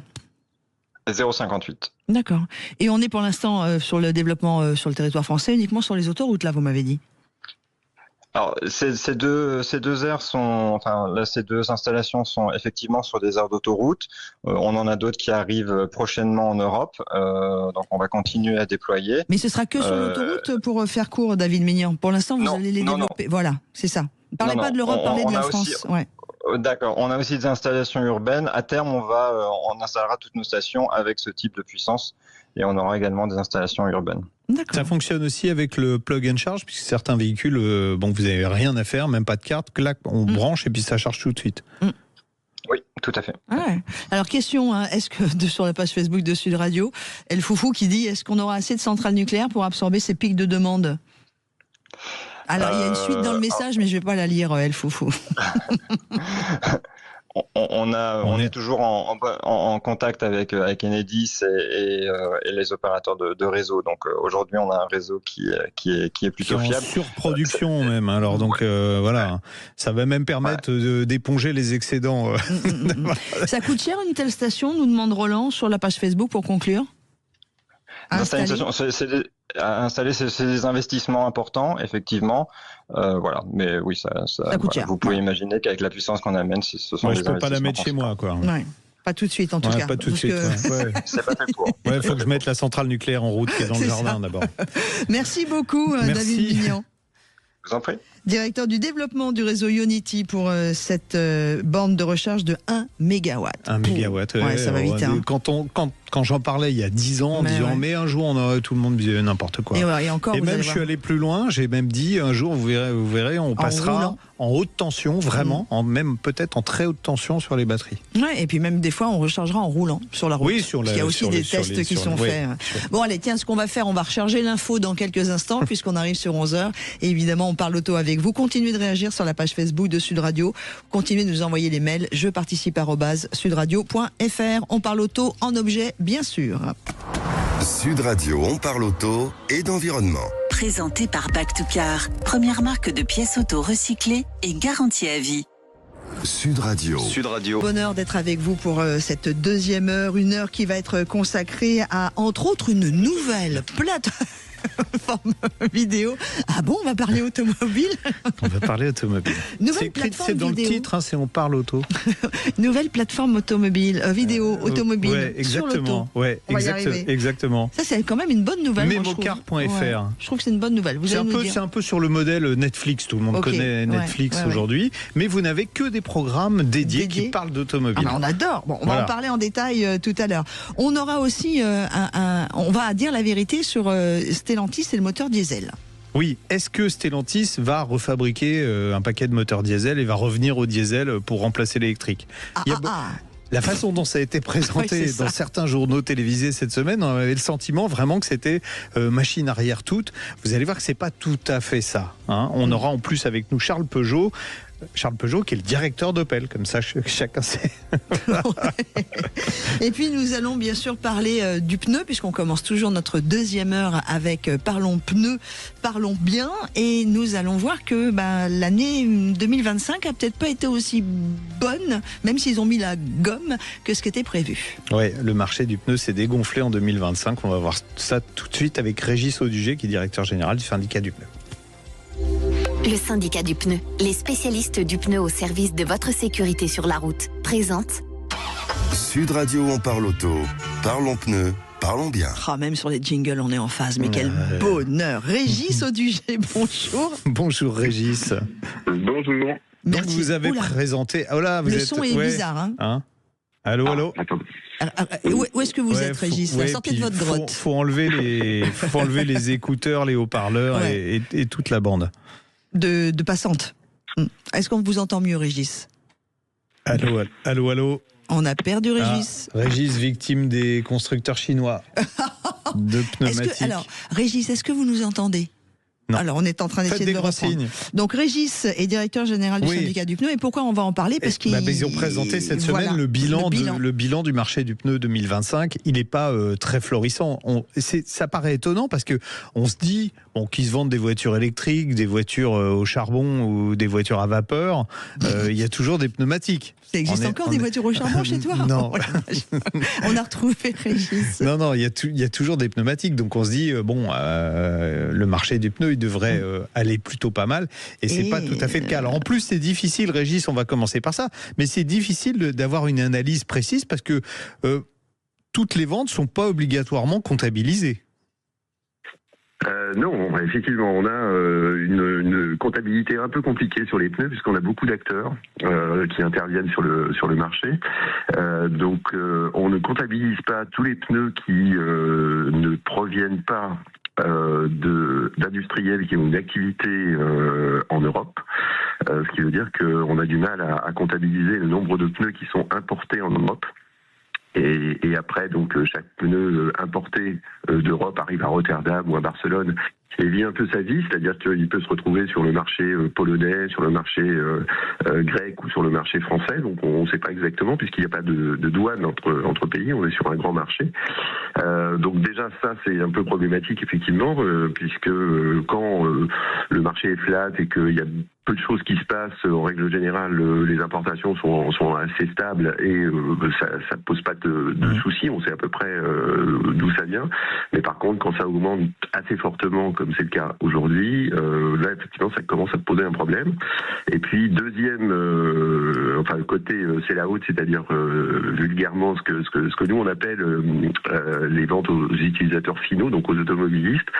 Ça non plus, on ne mesure pas tout. On ne mesure pas notamment tous les canaux qui vendent très peu de pneus, comme les petits garagistes, etc., qui vendent très peu de pneus en fait à l'année. Et il serait très très fastidieux de vraiment comptabiliser pneu par pneu, donc dans ces canaux de distribution. Donc on mesure pas tout. Voilà, c'est ce qu'il faut. C'est ce qu'il faut attirer. Ouais, mais bon, voilà. on arrive quand même à voir la tendance, et la tendance elle est plutôt baissière. Avec, on va parler nous des véhicules de tourisme principalement. Vous dites on a une baisse de 4,4%. On peut l'expliquer comment? Les 4,4%, c'est une conjonction de facteurs. Il y a des facteurs de long terme, qui sont le fait que, par exemple, les Français roulent moins. Il y a donc ça, c'est vrai depuis à peu près une décennie. Il y a le nombre de kilomètres parcourus par les automobilistes français en moyenne, évidemment, est de plus en plus faible. On a perdu à peu près 10% en 10 ans, à peu près à vue de nez. On a un parc automobile qui est à peu près stable. Ça varie très très peu et donc le parc automobile, c'est le nombre de véhicules qui sont en circulation sur les routes. Par contre, on a des tendances qui sont conjoncturelles et budgétaires. Ça, c'est assez classique sur n'importe quel marché. C'est-à-dire que le pneu, l'achat de pneus de rechange est un achat, ce qu'on appelle contraint. C'est un achat contraint, mais sur lequel les automobilistes ont un pouvoir d'action. Quand on a un logement, par exemple, on peut difficilement différer un loyer. On peut difficilement différer aussi l'alimentaire, tout ce qui concerne la façon dont on mange. Par contre, on peut différer l'achat d'un pneu. Quand il est un peu trop usé, on peut différer d'un mois, 2 mois, 3 mois, en fonction du nombre de kilomètres qu'on parcourt, évidemment, chaque jour. Donc, ces reports d'achat jouent évidemment négativement sur les tendances. France. Donc on est à moins 4,4% cette année, et c'est grandement dû effectivement aux arbitrages budgétaires, comme on dit, c'est-à-dire des reports d'achats qui se font de mois en mois. Est-ce qu'on n'a pas juste une chose aussi qui est importante, c'est que la qualité des pneus a changé? C'est une réaction sur la page Facebook de Sud Radio. Complètement. On a aussi d'ailleurs, c'est important, c'est la nouvelle orientation du pneu. Alors les pneus premium restent majoritaires, hein, c'est 50%, mais c'est en baisse, et ce qu'on voit, c'est la montée des pneus budget. Absolument. Donc on a une reconfiguration du marché, à mon sens, qui est plutôt conjoncturelle, c'est-à-dire que les choses vont s'arranger dans le temps, parce que le pneu c'est toujours très corrélé à l'aspect sécuritaire. Évidemment, on achète un bon pneu parce que on veut mettre en sécurité à la fois le conducteur et puis ses passagers. Mais il est indéniable que sous la pression effectivement de ce qu'on appelle le pouvoir d'achat un petit peu, et effectivement la tentation est forte d'acheter des pneus pas chers, et les pneus pas chers en l'occurrence sur le marché aujourd'hui, ce sont les pneus chinois. Voilà, c'est 25% du marché, on est d'accord. Absolument, oui. On a un phénomène qu'on appelle, nous, sablier, c'est-à-dire que vous avez ça a une forme de sablier, c'est-à-dire tout en haut, on a beaucoup de premium, et puis tout en bas, on a beaucoup de budget, et au milieu, et bien évidemment, les pneus moyenne gamme ont plutôt tendance à souffrir. Donc les pneus moyenne gamme, c'est ce qu'on appelle les marques B, et puis ce qu'on appelle également les trade brands, c'est-à-dire en fait les marques de distributeurs. D'accord. On a aussi une réorientation du marché du pneu en termes de profil de pneumatique. Les pneus été, les pneus hiver sont en baisse. Au profit des 4 saisons, c'est plutôt pas mal, ça. C'est plutôt pas mal, parce que ça dépend de quel point de vue on se place. Pour nous, oui, c'est intéressant, bien évidemment. Le 4 saisons, c'est évidemment pour l'automobiliste un avantage évident. C'est-à-dire pour les automobilistes qui sont en zone de montagne, ils n'ont pas à changer de pneus en fonction des saisons, donc ça c'est quand même un avantage. Par contre, effectivement, le pneu 4 saisons qui a été relancé, puisque ça existe depuis pas mal d'années, mais ça a été relancé par un manufacturier auvergnat, et donc depuis à peu près 10 ans, on a des progressions à 2 chiffres, et évidemment l'arrivée de la loi montagne a joué, puisque ça a permis en fait de mettre un éclairage sur ce pneu qu'on connaissait pas, enfin les automobilistes connaissaient pas forcément le 4 saisons, et là à partir de la loi montagne, les ventes se sont envolées. On a multiplié par je sais plus combien, 40 ou quelque chose comme ça, le nombre de pneus vendus depuis une dizaine d'années. Donc c'est un vrai succès, et aujourd'hui on arrive à peu près à égalité avec le pneu été. Régis, là, beaucoup de gens partent en vacances en ce moment. On a vu qu'il y avait pas mal de neige à la montagne. On va peut-être préciser, ceux qui sont équipés en 4 saisons, pour rouler dans la neige, c'est pas suffisant. Il faut prévoir ou des chaussettes ou des chaînes. Oui. Alors le pneu 4 saisons est un mi-chemin entre le pneu été et le pneu hiver. Le pneu hiver sera beaucoup plus sécurisant en fait sur des sols ou des chaussées très enneigées. Voilà. Bon, à partir du moment où vous êtes sur une chaussée où il n'y a pas 10 cm de neige, à partir de là, effectivement, le pneu 4 saisons est un pneu sur lequel vous pouvez compter. Il n'y a pas de souci. Mais en cas de forte chute de neige les matins, c'est le cas. Faites un peu attention et prévoyez des chaînes, même si vous avez du 4 saisons. Mais écoutez, merci beaucoup Régis Auduger. Bon, on espère que le marché va se redresser. Nous aussi. Avec grand plaisir en tout cas. Passez un très bon week-end, et toutes nos amitiés à toute l'équipe du syndicat du pneu. Régis Auduger qui était notre invité. Dans quelques instants, on vous accueille au 0826 300 300 avec c'est pas une question, c'est une réflexion et une constatation que l'un d'entre vous a fait. Vous nous avez envoyé un mail, c'est Benoît à jeparticipe@sudradio.fr. Vous mettez bien On parle auto. On a trouvé son mail intéressant, on s'est dit tiens, on va lui donner la parole sur l'antenne de Sud Radio. C'est un sujet qu'on n'a jamais abordé, et vous allez voir que ça a une importance avec les nouvelles voitures en plus. Allez, à tout de suite. Sud Radio, on parle auto. Parlons pneus, parlons bien. Avec le syndicat du pneu, les spécialistes du pneu au service de votre sécurité sur la route. Sud Radio. Sud Radio, on parle auto, 10h midi, Jean-Luc Moreau, Laurence Perrault. Et il est vrai que je vous le répète assez souvent, mais vous pouvez compter sur moi, je le ferai encore et encore. Vous pouvez nous écrire, je participe @sudradio.fr, ou vous nous appelez directement, c'est Aude qui vous accueille au 0826 300 300. Alors, Benoît nous a écrit et Aude l'a rappelé. Bonjour Benoît. Bonjour Benoît. Oui. Bonjour, enchanté. De même, vous avez bien fait de nous écrire parce que c'est et puis hyper Benoît important. disait, tiens, vous n'avez jamais abordé le sujet des interdistances entre voitures. Véhicules. Alors, et vous avez raison. On vous écoute Benoît, racontez-nous. En fait, oui, moi je suis témoin tous les jours sur mes trajets en Ile-de-France de personnes qui se collent, qui gardent pas assez leur distance. Et alors que ce soit à grande vitesse, mais surtout dans les bouchons.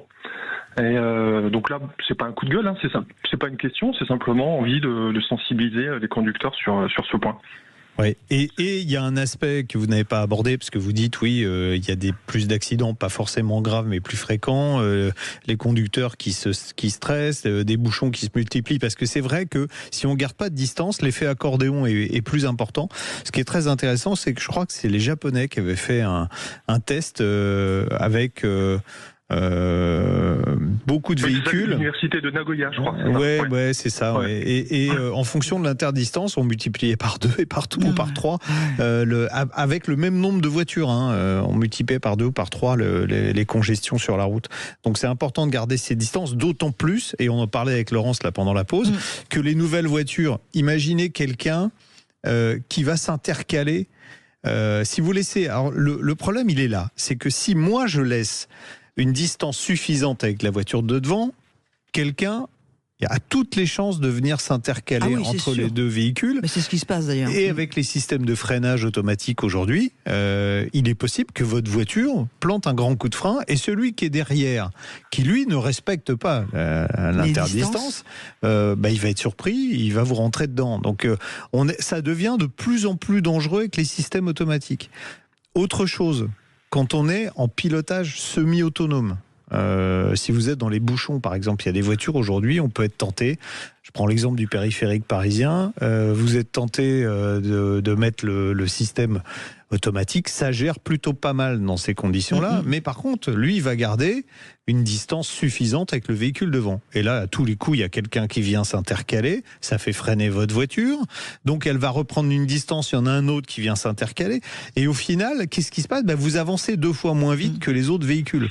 Donc on est obligé de déconnecter le système. Et ça sera d'ailleurs, si un jour ça arrive, moi je vous donne mon avis perso, la voiture autonome qui fonctionne sur un parcours inconnu, parce que pour l'instant elles sont sur des parcours entre guillemets balisés.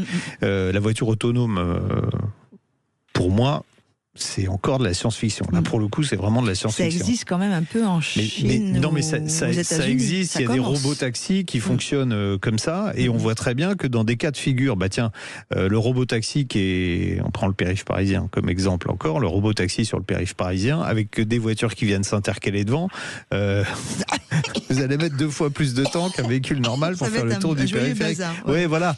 Donc, ça réclamerait plus de civisme. T'as Roland qui dit, si en plus on respecte les distances de sécurité sur le périph', tu n'avances plus. Mais non, mais c'est une erreur. Moi, je dirais l'inverse, en fait. Oui, et Benoît a raison. C'est avancer plus vite, en fait. Exactement. Parce que justement, avec la fameuse étude japonaise, en fait, ça montre que des simples micro-freinages, ça crée des vagues qui ralentissent tout le trafic. Donc, si chacun gardait sa distance, en fait, en moyenne, on irait plus vite. C'est exactement ça. On irait plus vite. Ouais. Donc, ça veut dire moins de risques d'accident, moins d'à-coups, moins de stress, moins de consommation, moins d'usure de plaques, etc. Oui, vous avez tout à fait raison.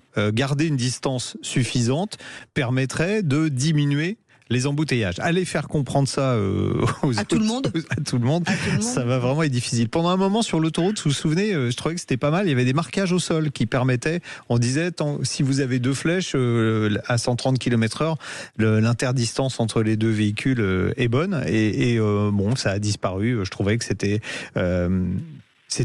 bien pour faire ressentir aux gens quelle était la distance de sécurité nécessaire entre 2 véhicules. Le problème, alors il y a une réglementation. Alors pareil, là on parle des voitures, mais des fois les camions sur autoroute, ils sont collés les uns derrière, alors que normalement ils doivent laisser 50 mètres. C'est exactement la même chose. On est et je pense pas que au niveau de la formation, c'est-à-dire, tiens, ça sera un truc intéressant avec Patrice Bessonne d'en parler. Je pense pas qu'au niveau du permis de conduire, ce soit quelque chose sur lequel on insiste assez, en fait, l'interdistance. Après, peut-être que ça le fait, mais parce que si Benoît réagit comme ça sur l'antenne de Sud Radio ce matin, il nous a envoyé tout ce mail, c'est que on doit tous se regarder dans le miroir. C'est qu'il y a effectivement des moments où on colle un peu plus, où on fait pas attention. Je veux dire, c'est quelque chose à... Même si vous l'apprenez, il y a un moment, vous allez laisser l'être humain qui est en vous, l'espèce d'animal avec son fou du volant, reprendre. Enfin, tu vois ce que je veux dire. Et comment réussir à ce que tout le monde soit correct sur la route, bon, je sais pas. Hein. Je vais me confesser. Parce que voilà. Mes parents sont plus là pour entendre, mais quand j'avais 18 ans, j'avais une 2 chevaux qui plafonnait à 90 km/h. Et pour descendre dans le sud de l'Espagne, j'étais en aspiration derrière les camions qui à l'époque roulaient très vite. Donc j'étais 5 mètres derrière les camions pour avoir l'aspiration. T'as eu de la chance, toi. Hein. T'as eu du bol, hein. Non mais sérieux, on est d'accord ou pas? Peut-être. Ah bah ouais. Bon bah Benoît, vous voyez, c'est toujours le cordonnier le plus mal chaussé. Le plus mal chaussé. C'est clair. Mais en tout cas, merci d'avoir donné ce sujet. Parce que ceux qui nous écoutent vont peut-être réfléchir à ça. Le fait de dire si on laisse des interespaces plus importants, on aura moins de bouchons. Ça paraît dingue. Et pourtant, c'est vrai. Non mais moi j'aime bien Jean-Luc Moreau, l'ami Jean-Luc, qui dit ceux qui nous écoutent. Bah moi aussi, hein, je me sens concerné. Benoît, merci de ce petit rappel. Le bon conducteur, c'est celui qui laisse respirer, quoi. Voilà, c'est exactement ça. Le bon conducteur, c'est celui qui est cool. Voilà, vigilant mais cool. Ouais, je suis d'accord. Ouais. Bon, bah merci Benoît. Merci beaucoup, bonne journée. Bonne journée à vous Benoît. Allez, dans quelques instants, on va parler de cette nouvelle plateforme vidéo dédiée à l'histoire de l'automobile. À tout de suite. Alors vous êtes très nombreux à réagir. Je reçois plein de mails ce matin. On fera un petit passage parce qu'il y a des choses très intéressantes qui arrivent sur jeparticipe@sudradio.fr. Sud Radio. Restaurez vos véhicules anciens. Votre passion, notre savoir-faire. À découvrir sur Restom.net. Restom présente Sud Radio, on parle auto, Classic Cars. Vous aimez votre voiture, vous êtes même plus que cela passionné de l'automobile, voire même de l'histoire de celle-ci. On vous donne rendez-vous évidemment tous les samedis, de 10h à midi. Premier réflexe, c'est On parle auto sur Sud Radio. Deuxième réflexe, ce sera une nouvelle plateforme vidéo. On va en parler avec Philippe Bernard, qui est le cofondateur de Memocar. Bonjour Philippe. Bonjour Philippe. Et bonjour, comment allez-vous? Ah bah nous très bien. Bah nous on va bien. Hein. Ouais, toujours. On va bien, on parle auto. Alors quand on parle auto, tout va bien. Est-ce que vous avez vu qu'il y a un joli soleil de printemps? Oui, alors ça dépend où est-ce que vous êtes. Là dans le studio on le voit pas bien. Vous êtes situé où Philippe? Là aujourd'hui à Paris là. Ah oui, effectivement il y a un rayon de soleil. Alors Philippe Bernard, c'est quoi ce truc Memocar? Qu'est-ce qui vous a donné l'idée déjà de faire une plateforme avec que de la vidéo sur l'automobile ancienne principalement d'ailleurs? Ouais. Eh ben parce qu'on trouvait pas ce qu'on cherchait. C'est la bonne raison. C'est-à-dire que nous avec les gens qui travaillent chez Memocar en ce moment, on vient du monde de la production audiovisuelle. Mais par ailleurs, on est tous amateurs de véhicules anciens. Et on s'est aperçu qu'il y a beaucoup de contenu automobile qui existe, mais il est souvent dispersé, voire invisible. Les placards sont remplis, les placards de constructeurs notamment sont remplis d'archives qui dorment. Et on s'est dit, bah tiens, ça pourrait être amusant, sympa de faire un espace structuré dans lequel on pourrait s'adresser aux amoureux du patrimoine automobile. Et hop, Memocar. Boum. Exactement. Alors je vais vous donner attention. Un petit conseil. Non, mais vous allez chez Mercedes-Benz et vous pouvez alimenter Memocar. Alors ça sera que du Mercedes, mais au moins pendant 10 ans, tellement ils ont d'archives. C'est un truc complètement démentiel. Ils ont tout gardé. Contrairement à d'autres constructeurs qui ont oublié un peu leur passé, eux, ils avaient tout filmé, tout conservé. Il y a des trucs extraordinaires. Moi, j'ai passé des jours entiers chez eux à la vidéothèque à visionner des images d'archives. Donc il y a des trucs super. Memocar, ça a été lancé quand, Philippe Bernard, officiellement? C'est une vieille histoire, ça, 15 jours. Ah oui, quand même. Ah ouais. Non, je viens de prendre un coup de vieux, moi. Merci, c'est pas sympa, ça. Non, je mens, ça fait 3 semaines. On a lancé Memocar il y a 3 semaines complètement. Et voilà, et depuis on croise les doigts en espérant qu'on ne s'est pas trompé et qu'on va intéresser les passionnés de l'automobile en général. Oui, pour le moment, évidemment, ça va s'étoffer au fil du temps, mais pour le moment, il y a combien de documentaires et de films visibles ? Aujourd'hui, il y a 120 à 130 documentaires, donc ça fait 120 à 130 heures à peu près de documentaires. Pardon. Et on essaye on en met 1 ou 2 nouveaux chaque semaine. Ce qui fait qu'à la fin de l'année, on devrait être à 200-250 heures de documentaire. Bon, alors c'est quoi comme type ? Ouais, c'est quoi comme type de documentaire ? Bon, on a compris qu'il y avait de l'histoire, mais est-ce qu'il y a de la découverte de véhicules anciens ? Oui, c'est ça. En fait, on a classé ça. C'est un peu comme une bibliothèque. Memocar, c'est une plateforme de streaming, donc de visionnage en ligne qu'on peut avoir accéder par Internet, téléphone, tablette, enfin comme Netflix, Prime Video ou Apple. Les prix, l'abonnement. Alors pas cher. Il y a plusieurs. Faut qu'elle parle d'argent. On est en train de parler de passion automobile. Faut que Laurence elle parle d'argent. Oui, parce que tout le monde n'a peut-être pas les moyens d'avoir accès. Alors il faut d'abord donner envie avant de faire payer. Oui, mais moi je veux savoir, je suis une fille. Alors combien ? Alors, il y a plusieurs façons en fait d'accéder au film. Vous allez sur la plateforme, vous regardez les petites vignettes, les bandes annonces. Il y a un film qui vous intéresse, vous appuyez dessus et vous pouvez regarder que ce film-là. Et ça vous coûte 4 €. Et puis, vous pouvez vous dire, tiens, il y en a 3-4 qui m'intéressent, ou 5 ou 10. Peut-être que je vais prendre plus de temps pour regarder tout ça. Là, vous pouvez avoir un abonnement mensuel. Vous avez accès à tout le site, à tout le catalogue. Et ça coûte 5,90 €. Et si vous êtes Jean-Luc Moreau et que vous êtes tellement passionné que vous voulez vraiment tout voir, et même les nouveautés qui arrivent chaque semaine, abonnement annuel, 64 €. Pour l'année. Donc plus on en prend, moins c'est cher. Alors moi j'ai exactement. Attends, mais excuse-moi l'ami Jean-Luc, mais tu vois que j'ai bien fait de poser la question maintenant, parce que 64 € pour un an, on a tous envie d'y aller maintenant. Maintenant on va prendre ce qu'il y a à l'intérieur. Vous êtes ma nouvelle meilleure amie, c'est sûr. Mais c'est clair, 64 € pour un an, c'est rien. Bon, alors moi maintenant je voudrais qu'on rentre un peu dans le catalogue pour faire envie, parce que là ça y est, on sait combien ça coûte, mais on ne sait pas ce qu'on peut voir. Alors pour l'instant, qu'est-ce qu'il y a en tête d'affiche ? Si vous deviez me donner envie, mais ça y est, j'ai déjà regardé, donc vous n'allez pas me donner envie, mais si vous vouliez m'inciter à m'abonner et à aller voir des choses, vous me diriez, tiens, on a Laurence qui fait des cascades en Jeep, qu'est-ce qu'il y a disponible ? Vous l'avez vu le film de Laurence en Jeep à l'endroit ? Oui. Non, j'ai vu le film de Jeep, mais il n'y a pas Laurence qui fait les cascades, c'est dommage. Pourtant, je suis très bonne. Ce qu'il y a, on a classé le site par thématique, par grande thématique. Alors il y a les mythes et légendes, donc les voitures mythiques, les grandes sagas, Ferrari, Jaguar, mais la Deutsch aussi. Ce qui est passionnant avec les passionnés de voitures anciennes, les propriétaires, les curieux, c'est que on va vraiment de la 2 chevaux à la Rolls-Royce. Et chaque fois qu'on parle avec quelqu'un qui a une 2 chevaux ou une Rolls-Royce, il est vraiment intarissable sur sa voiture, quoi. Donc on s'est dit que c'était bien de sa part de les classer par typologie. Donc il y a mythes et légendes, donc de Carroll Shelby à Enzo Ferrari, il y a Chrono et Destin où on a mis toutes les pas toutes, bientôt toutes, mais pour l'instant pas, les grandes courses, les grands événements, le Mans, le Paris-Dakar, le Monte-Carlo, enfin les grandes époques. Et puis on les a classés aussi par pays, c'est-à-dire qu'il y a Made in Germany, c'est les voitures allemandes, So British, ce sont les anglaises, etc. Et puis on a aussi une thématique moto, une thématique camion. Voilà, enfin, donc pour vous donner envie, le mieux c'est d'aller sur le site memocar.fr. C'est gratuit tant que vous regardez pas, tant que vous regardez les bandes annonces, et puis vous essayez de vous faire envie, quoi. Ouais, alors le risque avec le public que vous tentez de toucher, c'est que autant quand on parle de voitures récentes, les gens sont pas forcément des passionnés et surtout pas vraiment des connaisseurs. Là, on s'adresse à des spécialistes qui vont même parfois être des ayatollahs, c'est-à-dire la moindre petite bêtise qui va être dite, ça va vous remonter dans le museau instantanément. Donc, comment vous travaillez, sur quelle base vous travaillez quand vous avez décidé de produire du documentaire ? Le premier job, c'est la recherche.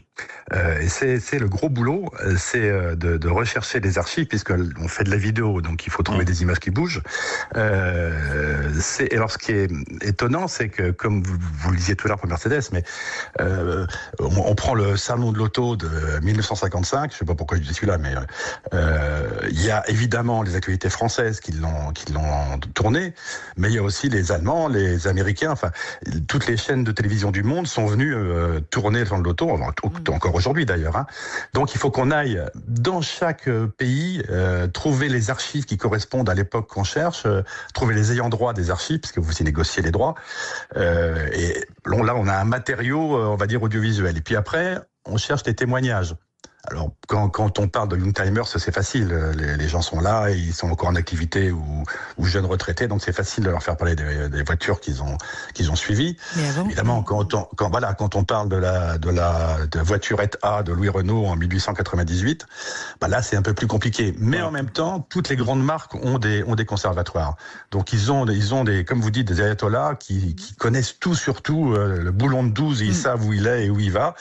Et puis voilà, donc on essaye d'être au plus près de ceux qui ont soit construit, soit conservé des voitures pour qu'ils nous racontent la voiture elle-même. Philippe Bernard, quelques questions vite fait sur la page Facebook de Sud Radio avant l'ami Jean-Luc qui en a encore à vous poser. Renault qui demande s'il y aura des sujets sur les courses et véhicules de course du passé. Évidemment. Est-ce qu'il y aura des marques américaines ? Il y aura tout ça. Enfin, il y a déjà tout ça d'ailleurs. Vous voyez, voiture de collection, j'aime. Il y a beaucoup de réactions sur la page Facebook de Sud Radio. Vous êtes sur la meilleure antenne de publicité, c'est On Parle Auto, Sud Radio. Qu'est-ce qui est à venir, par exemple, la semaine prochaine? C'est quoi c'est quoi la semaine prochaine les nouvelles vidéos qui vont être mises en ligne? Il fallait bien que vous me posiez une colle la semaine prochaine. Je ne sais pas, évidemment. Enfin, il faut dire n'importe quoi, de toute façon. Non, ce que je peux vous dire, c'est qu'on a lancé des... Alors, là, en ce moment, on achète des catalogues de droits en Angleterre, en Allemagne, en Italie, pour nourrir la plateforme. Donc, des films qui seront exclusifs, qui seront bien sûr jamais été vus en France, mais qui ont double ou qui ont sous-titres en français. Et puis, on lance des productions propres Mémocar. Là, on vient d'en lancer 4, qui arriveront donc d'ici l'été. Il y a une histoire de la DS, une histoire de la 205 GTI, une histoire de la Méhari qui est géniale. L'histoire de la Méhari est absolument géniale. On n'aura pas le temps, là. et puis Vespa. Ouais. Très bien. En plus, Vespa, ils ont des archives super aussi. Oui, et puis, pour absolument, en savoir plus, moi, je me permettre d'être, au-delà d'être votre meilleur commercial et votre meilleur ami, Philippe Bernard, aussi la meilleure vendeuse de Mémocar. Rendez-vous sur mémocar.fr pour tout découvrir de cette semaine. Oui, puis on aura l'occasion d'en parler, Philippe. Et Mémocar, avec plaisir. Il y a aussi un peu le côté moto, je vois sur votre bande-annonce, donc il y aura pas mal de choses. Bon, on vous accueillera avec beaucoup de bonheur prochainement. On vous embrasse et très bonne idée, Philippe Bernard. Merci beaucoup, bonne route à vous. Merci, au revoir. Co-fondateur de Mémocar et très bonne idée aussi à toute votre équipe. J'aime bien parce que toi, tu as les yeux partout, tu sais tout ce qui se passe. Très bonne idée d'être Jean-Luc Moreau. Oui. D'être vous. On n'a pas eu l'occasion d'en parler à Rétromobile parce qu'on est un petit peu débordé avec l'actualité de Rétromobile, mais je voulais absolument qu'on parle de Mémocar. Eh bien super, on l'a fait, mais on le refera évidemment. Oh, c'est pas joli ce mot. On le fera de nouveau, c'est beaucoup mieux. Allez, dans quelques instants, on va parler de Stellantis. Est-ce qu'il relance vraiment le moteur diesel ? Sud Radio, on parle auto, Classic Cars. Avec Restom, fabricant français de produits haute performance pour restaurer vos véhicules anciens. Votre passion, notre savoir-faire. Midi, Jean-Luc Moreau, Laurence Perrault. Voici arrivé pratiquement à la fin de notre rendez-vous. Attention, on aura normalement le bonheur d'accueillir Loïc qui a une question à poser à l'ami Jean-Luc. Mais juste maintenant, on va recevoir Charles Peugeot qui, comme son nom l'indique, est directeur d'Opel pour parler de Stellantis. Bonjour Monsieur Peugeot. Bonjour Monsieur Peugeot. Oui, bonjour. Bonjour à tous. Quel nom vous avez quand même extraordinaire. C'est pas trop lourd à porter, tiens d'ailleurs, question personnelle de Jean-Luc Moreau de Paris. Mais écoutez, absolument pas. C'est un nom qui appelle des responsabilités, qui appelle des devoirs, mais moi j'exerce ce métier dans l'automobile par passion. Je suis un passionné de voiture et donc pour moi c'est une grande chance et c'est un grand honneur de pouvoir présider aux destinées d'Opel en France. Et vous êtes la combien de génération ? 9e génération. De Peugeot. Waouh. En tout cas, merci d'être avec nous sur Sud Radio. Moi, je dis respect. Moi, ça m'émeut. On va revenir au sujet du jour, puisqu'on a entendu depuis le début de la semaine, un peu partout, on a lu, on a entendu, on a vu dans la presse que Stellantis, donc groupe franco-américano-italien, avait décidé de revenir au diesel. Le problème, c'est qu'aujourd'hui, on fait beaucoup de spectacles en matière d'information et on reste très peu factuel. Alors, c'est pas le retour au diesel pour remplacer l'électrique comme certains l'ont expliqué. C'est pas tout à fait ça. Écoutez, je trouve que vous dites ça de manière très professionnelle et vous avez parfaitement raison. Il y a beaucoup de spectacles de l'information. C'est important dans ces cas-là de revenir aux faits et puis de rappeler quels sont les grands enjeux en fin de compte de l'automobile. Premièrement, en fin de compte, en France, le diesel, ça représente 5% du marché. Donc c'est un petit marché. On peut pas parler de retour au diesel. Nous, le choix que nous avons fait en tant que constructeur et comme marque allemande du groupe Stellantis, c'est de maintenir une offre de motorisation dans cette phase de transition en fait. Monsieur Peugeot, juste une chose, vous dites c'est 5% du marché des véhicules neufs, mais c'est pas 5% du marché. Oui, c'est ça. D'accord, mais là on parle de véhicules qui sont en vente dans les concessions. Ce qui a été expliqué cette semaine, c'est en gros, je la fais courte, c'est il y a eu une marche arrière, c'était la semaine précédente sur le tout électrique avec en plus 22 milliards qui ont été provisionnés pour changer la stratégie et à la place de ça, on va revenir au diesel. C'est un peu comme ça que ça a été présenté. Or, c'est pas du tout ça. Vous êtes en train de nous dire, on maintient au catalogue sur certaines marques des moteurs diesel qui étaient déjà là. Donc, on va pas mettre de nouveaux moteurs diesel. Et éventuellement, alors chez Opel, l'Astra va hériter de nouveau d'un diesel. Ça avait disparu, mais c'était provisoirement. Alors, ça n'avait pas disparu. Sur l'Astra, on avait bien 130 chevaux en boîte de vitesse automatique qu'on offrait sur le catalogue. Et donc, en fin de compte, on la maintient avec la nouvelle Astra dont on vient de lancer la commercialisation. On était présent à Rétromobile pour la présenter en France. Et en fait, aujourd'hui, ce type de motorisation, il est pertinent d'être au catalogue parce qu'en fin de compte, il vient séduire une clientèle pour une certaine typologie d'usage.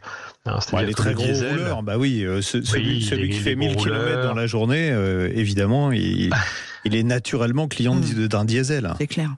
Ouais, et puis les sociétés aussi, les petites sociétés, les moyennes sociétés, pour lesquelles ça peut représenter un avantage. Et en fin de compte, si vous voulez, dans l'ensemble du plan produit qui est proposé par Stellantis, on a 119 modèles qui sont commercialisés. Il y en a 9 qui sont équipés de motorisation diesel. Donc en fin de compte, ça représente un pourcentage très limité de véhicules équipés de cette motorisation. Il y a certains usages pour lesquels c'est pertinent, c'est-à-dire pour les flottes, et notamment sur l'Opel Astra. Et puis il y a un autre segment dans lequel on trouve que c'est encore pertinent, c'est le segment des ludospaces. Et donc là, on offre un Opel Combo Life qui vous offre 5 places, un grand coffre, une capacité de traction de remorquage. Et donc c'est pour ça que ça peut être pertinent, mais ça représente aujourd'hui quelque chose qui séduit encore, on va dire, une certaine typologie de clients.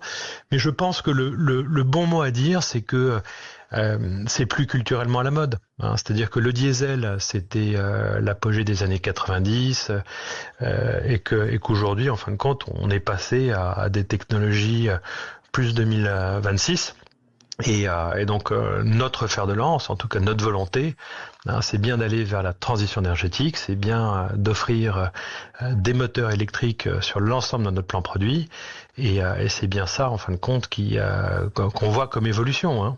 D'ailleurs, il n'y a pas d'électrification sur les modèles diesel, on est d'accord. Alors, qu'est-ce que vous entendez par modèle diesel ? C'est-à-dire que sur les voitures proposées avec des moteurs diesel, on n'a pas d'hybridation, par exemple.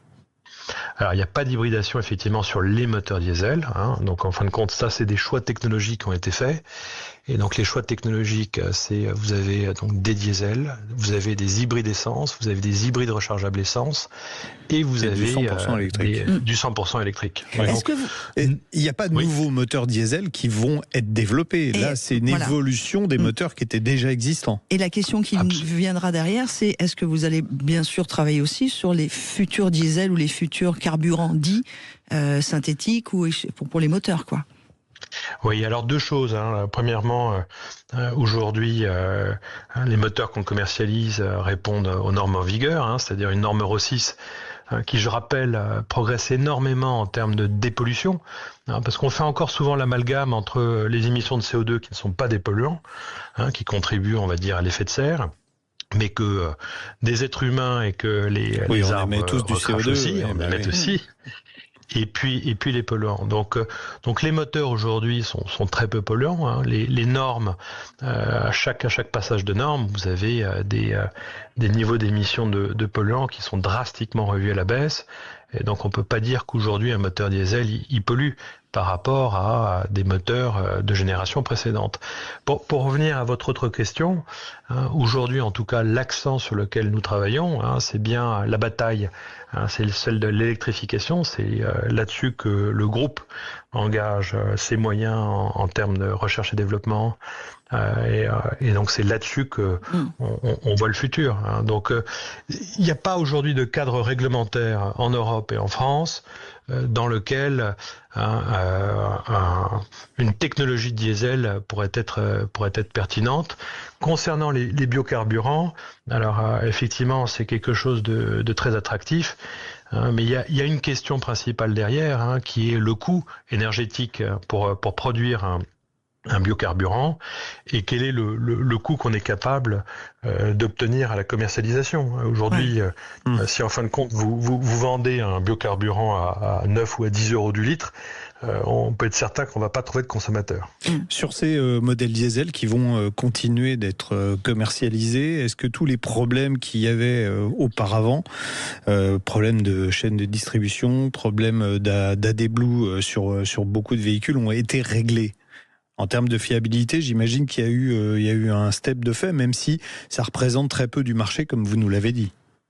Oui, alors nous, on a fait un très gros travail en tant que constructeur là-dessus. On sait que ça fait partie des préoccupations de notre clientèle. C'est une question de responsabilité. La qualité de nos produits, c'est également le sujet de notre réputation. Et donc, si on a connu des problématiques dans le passé, on a en tout cas souhaité engager toutes les réflexions pour répondre à ces problèmes. Offrir à nos clients de réparer les véhicules ou de faire des checks en utilisant des dispositifs très contemporains. On est capable, avec un smartphone et avec de l'intelligence artificielle, d'écouter le bruit du moteur pour savoir si il pourrait y avoir un problème, oui ou non. Donc le conseil que je peux donner, c'est passer en concession, discuter avec notre réseau de réparateurs agréés. C'est des professionnels, ils sont capables de réparer, ils sont capables d'identifier. Et puis, dernier point, on a mis quand même en place des programmes de garantie spectaculaires. Chez Opel, vous avez 8 ans aussi. Oui, voilà, 8 ans de garantie spéciale qu'on commercialise. Et donc, on a souhaité vraiment renforcer cette volonté de dire, nous, on tient notre réputation et donc on s'engage sur la qualité de nos produits et de nos moteurs. Merci beaucoup, monsieur Peugeot. Merci beaucoup, Charles Peugeot, donc directeur d'Opel, comme c'est. Voilà. Mais attention, grande famille, parce que le premier-né, c'est Jean-Pierre en 1734. Parce qu'il y a eu une réaction sur la page Facebook en disant 9e génération, ça remonterait à 1800. Bah oui, largement même avant. Vous avez raison. Et on nous a posé la question aussi sur le fameux Lion, puisqu'il a été d'ailleurs créé par Justin Blazer, orfèvre et graveur de Montbéliard. C'était par Jules Ier et Émile Peugeot. Et c'était les 3 valeurs qui étaient résistance, souplesse et rapidité qui ont donné naissance au Lion. Voilà. Bon. On vous embrasse. Merci vive beaucoup. Le pays de Montbéliard. Merci beaucoup. Et vive l'industrie française et la filière automobile aussi française. Et cocorico. Tout de suite, on accueille Loïc. Sud Radio, on parle auto. Quelle auto choisir? Et on vous donne bonjour Loïc, tout de suite la parole. Salut Loïc. Bonjour Loïc. Bonjour Laurence. Bonjour Jean-Luc. On vous écoute. Oui, alors voilà, j'avais une question. En gros, je voulais savoir si au niveau des vidanges, quand on dépose une voiture chez un garagiste, qu'est-ce qui est le mieux? Une vidange par gravité, donc en gros, on ouvre le bouchon et puis l'huile descend par le bas. Exactement. Ou une vidange par aspiration, parce que je vois pas mal de centres auto maintenant qui optent pour la deuxième solution. Je pense que c'est pour des raisons de rapidité, de coût, je pense. Et voilà, donc c'était ça ma question. Voilà. Qu'est-ce qui est le plus pertinent? Alors, si vous voulez vraiment vider le fond du carter, parce que quand vous allez l'aspiration, en fait, on met un aspirateur, ça s'appelle comme ça, par le bouchon de remplissage d'huile, et il va donc être dans une partie qui n'est pas forcément la plus profonde du carter d'huile, donc il va aspirer ce qu'il peut. C'est-à-dire qu'une vidange par aspiration, vous n'êtes pas sûr d'aspirer 100% de la vieille huile. Première chose. Et il faut savoir que si vous mettez de l'huile neuve dans de la vieille huile, vous allez polluer instantanément l'huile neuve avec la vieille huile. Donc première chose.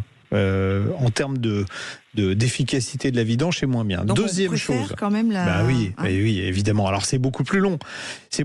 Et puis il y a une chose aussi qui est importante, c'est que quand vous vidangez par gravité, vous enlevez le bouchon de vidange sous le moteur. Sur le bouchon de vidange, dans, on va dire, 99% des cas, exactement, vous avez un aimant qui retient les petites particules métalliques qu'on puisse balader dans le moteur. Donc, vous allez nettoyer nettoyer ce bouchon avant de le remettre, en toute logique. Normalement. Ce que vous ne ferez pas, évidemment, par aspiration. Donc, oui, une vidange par gravité, c'est beaucoup mieux qu'une vidange par aspiration. Et avant de faire la vidange, le conseil, c'est de mettre un produit nettoyant. Parce que vous avez dans les huiles modernes des produits dispersants, nettoyants qui permettent à l'huile de rester efficace plus longtemps. Mais le mieux, c'est juste avant la vidange. Faites 50-60 km, vous voyez, c'est écrit sur les nettoyants avant vidange. C'est de faire ça et vous allez voir que ensuite votre huile va rester claire pendant très longtemps. Alors que sinon, elle va devenir noire tout de suite. Mais la vidange par aspiration, il n'y a que les pros qui n'ont pas le temps. C'est-à-dire, en gros, les centres auto qui font ça, quoi. D'accord. Franchement, c'est pas bien. Mon garage, il le fait pas. J'en sais rien. Mon petit garage perso, tout mignon. Votre petit garage, il a peut-être encore, le temps de passer en dessous parce qu'il faut lever la voiture. Ouais. Donc ça prend du temps. Il faut lever la voiture, enlever le bouchon en dessous, etc. Alors que l'aspiration, on met le tuyau dedans, ça aspire. Bon, voilà. Merci Loïc d'avoir posé une question pratique. Merci à vous. Parce que moi, j'ai appris un truc super. Merci. Moi, je vais me passer en dessous de ma voiture maintenant. On vous embrasse et on vous souhaite un bon week-end. Au revoir. Au revoir. Quant à nous, on se revoit la semaine prochaine. Oui, c'est comme ça. On aime bien l'idée. Oui, c'est toutes les semaines. Ouais, puis on s'appellera quand même. On se donne des nouvelles. Oui. Et vous pouvez continuer aussi de nous donner des nouvelles comme vous l'avez fait nombreux ce matin.